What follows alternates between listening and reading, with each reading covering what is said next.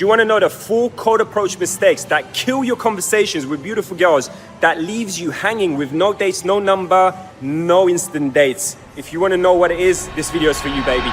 Yo, it's Coach Nav in Miami, and we just finished a 4-day training with my client here, and it was incredible. So many hot girls in Miami, it's unbelievable. And today I want to go into the 4 mistakes, cold approach mistakes that he made, which is so common. And I see this all the time coaching, and I'm sure you're making either one or more of them that's actually hurting your results when you're out there. Today I want to go into that and to hopefully solve that situation for you. You know, if you're making the mistake, to solve it so you actually go out there and, you know, get numbers, get dates, whatever. If you're looking for a 4th wife, then this video hopefully will solve it for you. So the first mistake is doing a direct opener that's way too direct. It's putting the girl on a pedestal. That's actually a big thing I see a lot of guys do. It's a big mistake by saying stuff like, I just had to say you're absolutely beautiful, by putting her on a pedestal with a compliment that's coming from a fan rather than a guy who's on her level. It's more like, I'm a fan. So instead of that, we worked on doing indirect, which are situational. So you talk about the environment. Example, when you're in a coffee shop, you say, is this the best coffee shop around here? Or is this the best coffee in Miami? And then you get into the conversation. We'll go into that actually. That's going to be the second mistake. So situational and something in between indirect and direct, something in the middle. Like, for example, if she's walking, obviously you can't stop her and be like, oh, this is an amazing atmosphere, or talk about the environment, right? You can't do that. You need a reason to stop her.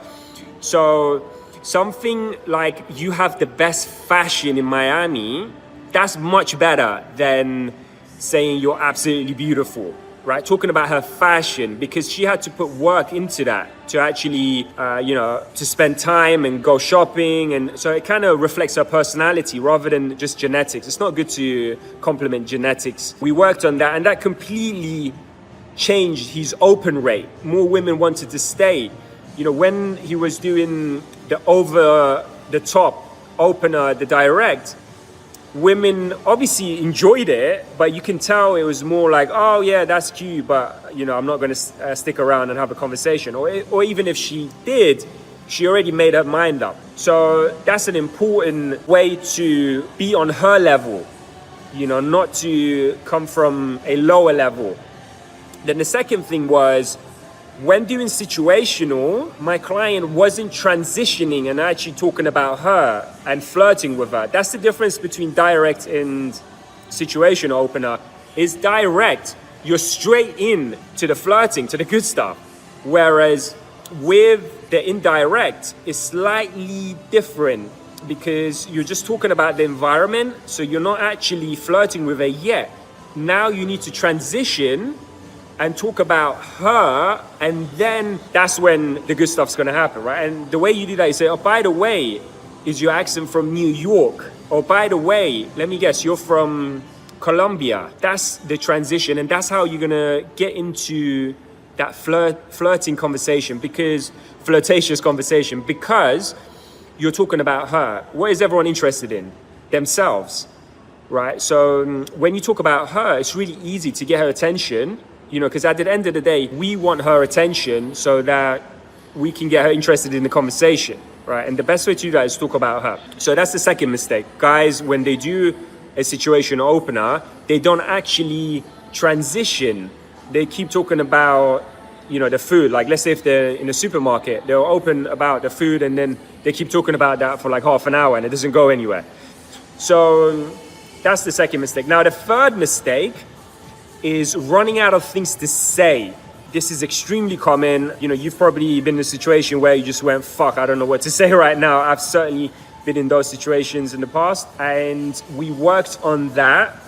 So instead of ejecting, so this is a huge sticking point where guys run out of things to say and they eject. They do what's easiest. Instead of staying in, embracing that awkwardness, which is normal in cold approaching, they leave the interaction. In order to overcome that, what we did was we discussed a few strategies. Number one is you doing the work it's really important that you, as the man who's just started a conversation with her, you need to carry the conversation, not to get her to do the work. And what I mean by that is asking questions, right? So a lot of guys, what they do is they go into this interview mode and they keep asking question after question because they don't know what to say. Instead of doing that, what you need to do is turn the question into a statement. It's really easy, actually. If you're going to say, where are you from?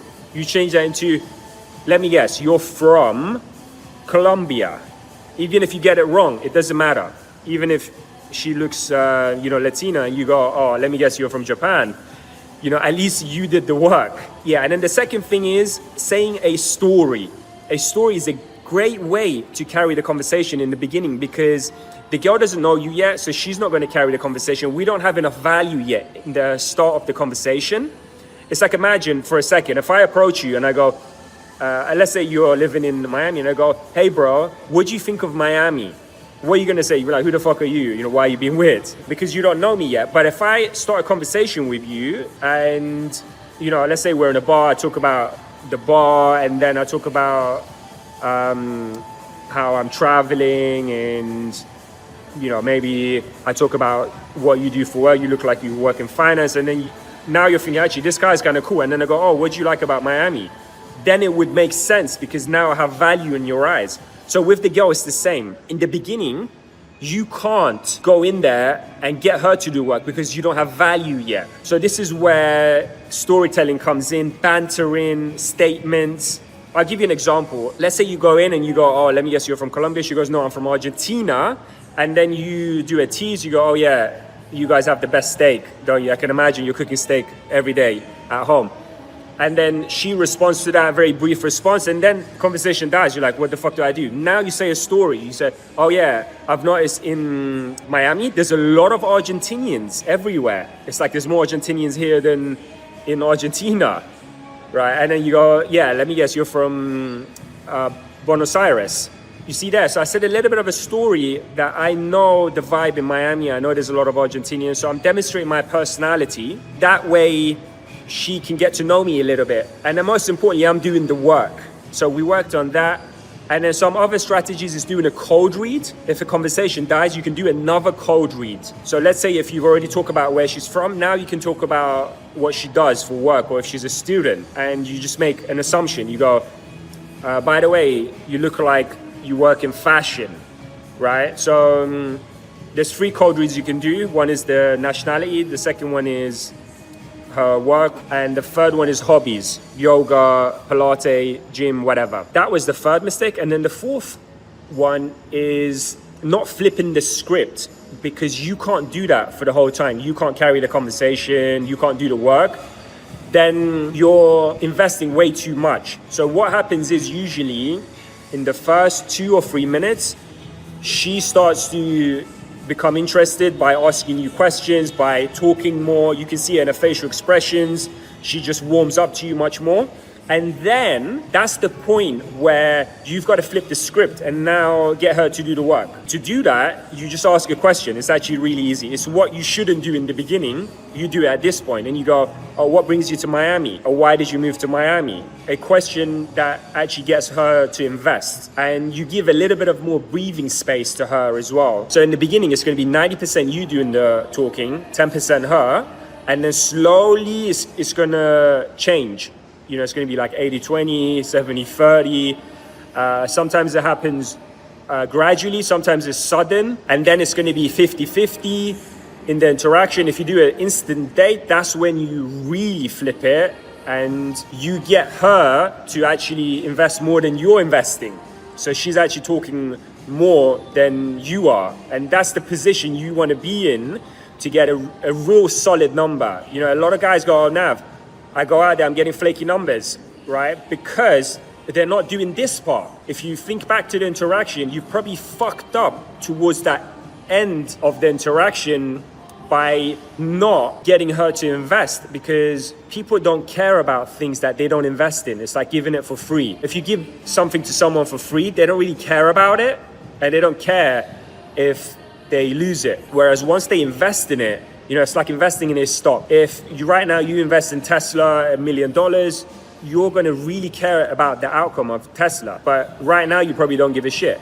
So with the interaction, it's the same. Once she invests in you, she's gonna care about you and care about if she sees you or not. And if she doesn't invest, then she doesn't care. So that's why so many flakes happen. All right, I gotta go now. I'm gonna get some food here in Miami.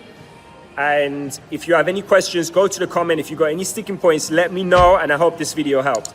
Catch you next video. Nav.